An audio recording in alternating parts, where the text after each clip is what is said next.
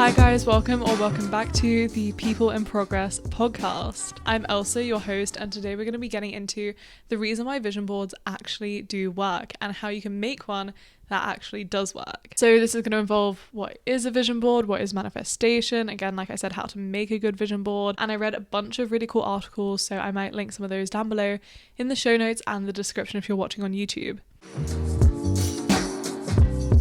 And before we get into it, we're going to do the segments of today's episode. So first, what is progressing my life at the minute? Just telling you guys what this is, since this is only the third episode. This is basically what is pushing my life forward, what is really working for me. And obviously we're using the word progress because this is the People in Progress podcast. So I actually forgot to write any notes for this little section, so we're just going to do this ad lib. I think what's been working is having a really good plan and making time to make a really good plan. And in terms of that, I'm really thinking about this podcast because I didn't let myself get stuck in the planning phase because that's a really big downfall, but I also did give myself time to make a really good plan, and I think I've planned out some really good episodes because I made really good outlines, did some really good research, particularly like this episode is one which has some great research. And yeah, I think giving myself time to plan has really been working and has been allowing my life to progress. And then in terms of what has been holding me back, I have to have a little think on this one, and it actually kind of makes me feel good when I don't have something spring to mind as what's holding me back, because it makes me know that I'm doing some stuff pretty well when I can't think of what's wrong immediately.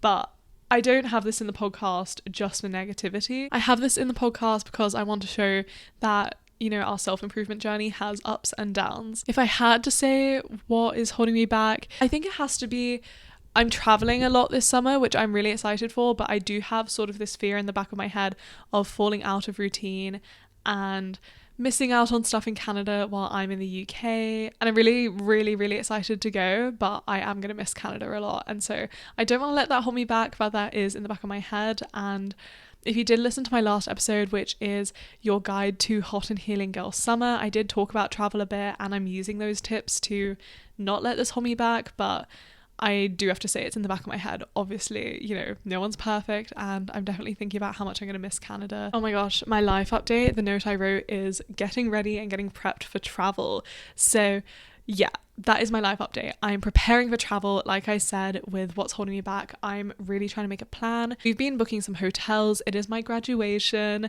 I did graduate last year, but it is the ceremony at the University of Leeds for my sociology degree. It's the ceremony this summer because I moved to Vancouver last summer and there were some strikes, so I wasn't sure if the graduation ceremony was going to happen. I pushed my ceremony to this summer, getting my dress organized, my gown, been booking hotels. Jake and I are going on this really, really exciting spa getaway in the Yorkshire Dales. I definitely have to do a little travel recap episode when we get back, maybe like a travel recovery, travel reset. At the minute, I think I just have one last hotel to book, so gotta get that done. And my current read, I recently read Serpent and the Wings of Night, which was very, very hyped on BookTok, if you're on BookTok, and I really enjoyed it. It was 5 stars, and I think, yeah, because it's a duology. First of all, I'm so into duologies. Perfect length to really get into a story and explore characters, but not too long. And I think both books are 5 stars, so I really enjoyed that, and I highly recommend it. It's like high fantasy, but with vampires and the Hunger Games. It is so cool. Okay, so let's start off with what is a vision board. If this is your first introduction to a vision board, I'm so excited to introduce it to you, but I do also have a couple videos on my channel which give you that visual aspect, because a vision board is quite a visual thing. And then obviously there's tons of TikTok videos, tons of Pinterest inspiration. But if you've ever heard of a mood board, it's kind of like that. Mood board is for aesthetics and like a vibe, and a vision board does encompass that, but a vision board is particularly about your life, your goals, and what you're going to achieve.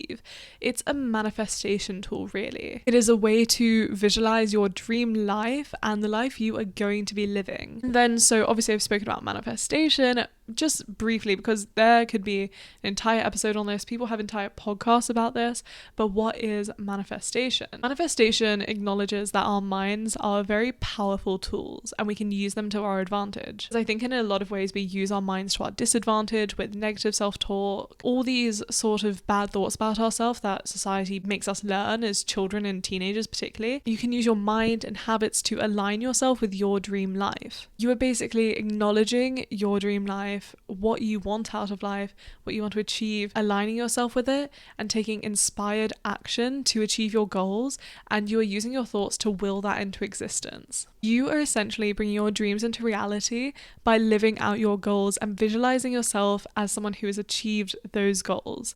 And as I said, taking inspired action towards those goals and as if you already have them. And now I'm trying to think of an example. For example, one big thing is on TikTok. People always say, post like you're already famous. And this was a big thing when Alex Elle was really blowing up. They were saying, post to get ready with me, even if you don't have the followers yet. And that's somewhat a manifestation practice because you're living as if you already have that goal. And I love manifestation. I think it's such a powerful tool. And like I said, vision boards are just one sort of aid to manifestation. Okay, but why should you make a vision board? So firstly, if you're into manifestation, it is one of the first things I recommend. And again, it is just such a powerful way to set your intention and find inspiration. And particularly, you're finding concrete inspiration. It's not just a picture you see on Pinterest. It is things that directly inspire and represent your goals. And I think we have a cat visitor. If you can see down in the corner, that is Coco, one of my cats. I hope she hops up onto the bed. If you're watching video, you get this special cat content. But a vision board basically is a daily reminder of the life you are going to live and the things you are going to achieve. It will help bring these goals into your life. It will help you live your dream life and get towards those goals and particularly inspire steps towards them. And also one of the reasons I love vision boards is because once you've done a couple, you can look back and I guarantee you will recognize things that have appeared and have manifested into your life. And the way it works is just incredible. If you haven't done one yet, you need to, and then look back at it in a year and see the things that own your life, and it is the most incredible feeling. Now into the main part of the episode.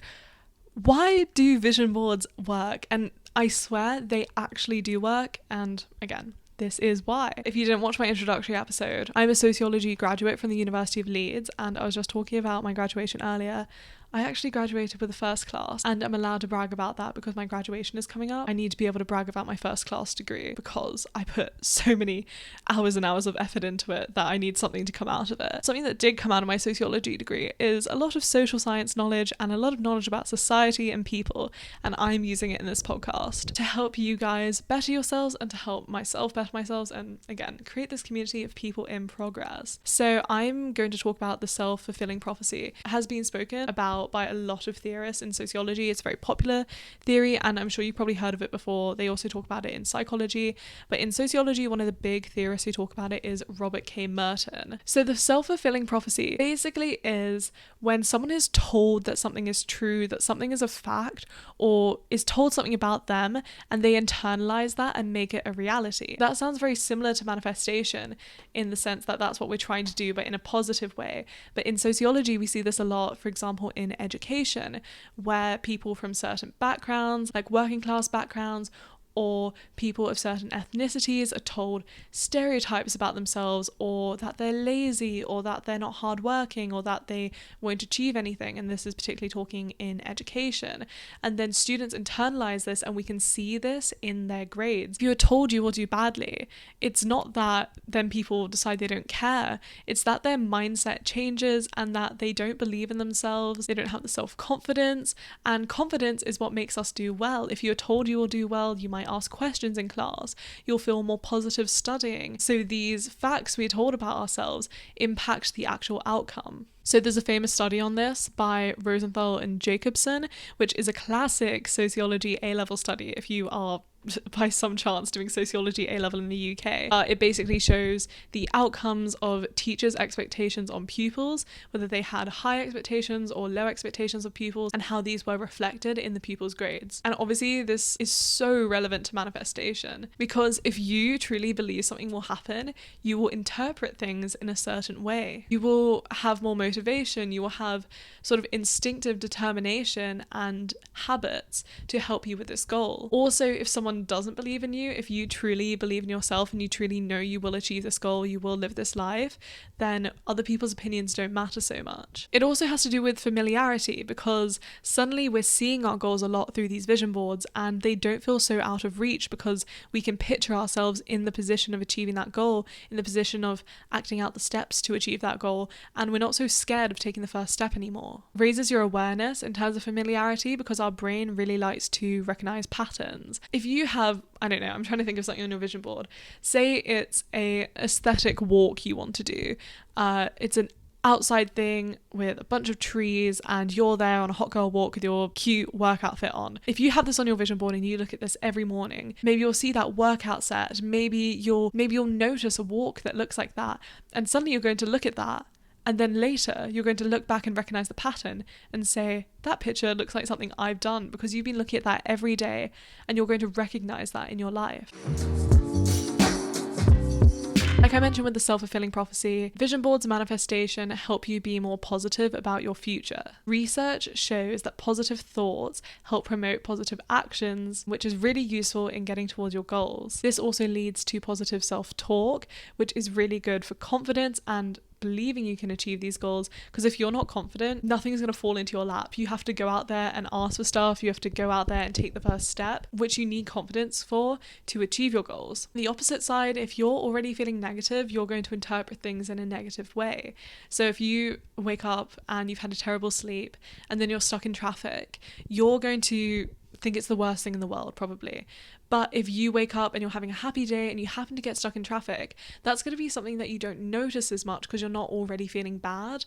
And I was listening to the 80/20 podcast with Lily Rakow, and she made such a good point. If you're stuck in traffic, you're literally part of the traffic. So if it is annoying you, it's all about mindset and how you interpret a situation. And so what I'm saying is manifestation vision boards help to promote a growth mindset where you believe you can do things and you are positive about your future and about your opportunities. In university, vision boards really help motivate you towards your goals, and this was particularly prevalent for me because when I was in my final year of university, I applied to 3 master's programs in Canada, one at UBC, one at U of A, which is University of Alberta. Oh, actually no, it was 2 at University of Alberta.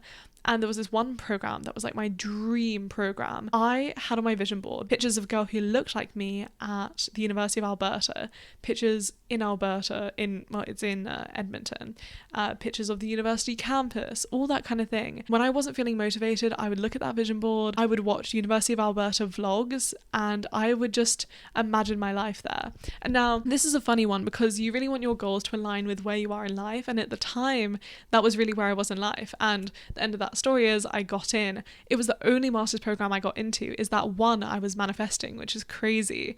The other ones I didn't get into, which I don't know, it could be all these things, motivation, really feeling inspired by that course, all these kind of things. And then ends up I got in and I didn't end up going, which is another story. But I had that opportunity in my life and I really could picture myself there. It just wasn't aligned with me at the time. And I ended up over like a year later, because I first deferred it and then I rejected the offer. But I truly do believe that having that on my vision board kept me motivated when I was studying. Look at that vision board and say, this is what I'm writing this essay for, this is what I'm studying for. Not just the grade at the end, but this whole experience and this whole opportunity. And this brings me into the next point, which is vision boards help focus your attention. Because it's not a mood board, which is just aesthetics, it is specific to your life and to your goals. And this is where it's really important when you're making a vision board to be intentional about what you put on there. You don't just want to put anything on there that looks nice, that could be a good opportunity, or I guess that would be nice if you had it in your life. You want to put things on that are really specific to your goals, like how I was talking about. I like to put photos of people who look at least relatively like me. I tend to say if they're brunette, it's fine, but I'm not going to put a blonde girl on my vision board because that's not what I look like, and I want to picture myself in that position. This really helps keep you focused on your goals, and yeah, I think the story I told earlier really helps demonstrate this. But if you have focus, you will be able to do so much more than if you're distracted or if you're not motivated. And I really do think a vision board is a really, really clear way to get motivation. And Now within this podcast, I have spoken to some tips on how to make a good vision board, and I do actually have a whole guide on YouTube on how to do this, which I will leave linked down below if you want to check out that video. Just some quick tips, like what I was saying about the intentions. Every single picture you cut out should be specific to a goal, and you should know what that picture means to you. When I first started making vision boards, I used to even write on the back of it what that meant to me and what goal that picture was attached to. And that way I'm not just putting anything on the vision board, they're all very specific and intentional. And this is a new tip that I've recently discovered, and it has changed my vision boarding game, to put pictures on of yourself or of things you have taken pictures of. And I never would have done this when I first started vision boarding because I was looking towards someone else for my dream life. But now I can look at photos I've taken and see times when I was living in alignment with my dream life. I can look at times where I have been achieving my goals, where I have been working towards my goals and taking part in experiences which are part of my dream life, because I am actively living in my dream life right now, and I love to put those on my vision board. I think it is so great and so powerful. Okay, well that is all the tips I have for you guys on how to make a vision board that works, and I hope I've given you enough reasons as to why you should make a vision board and a little bit of the research and reasons why vision boards do actually work and why I think they're so important and so powerful. So if you did like this podcast and you have listened this far, please do leave a review on Apple Podcasts and Spotify, and if you want to watch on YouTube, this is being uploaded on my channel, which is Elsa Moira. Again, all my socials are linked down below in the show notes, and you can subscribe on there, comment, and also follow the People in Progress podcast Instagram on Instagram. Really cute there, and we have lots of fun stuff going on. Thanks so much. See you guys again next Monday.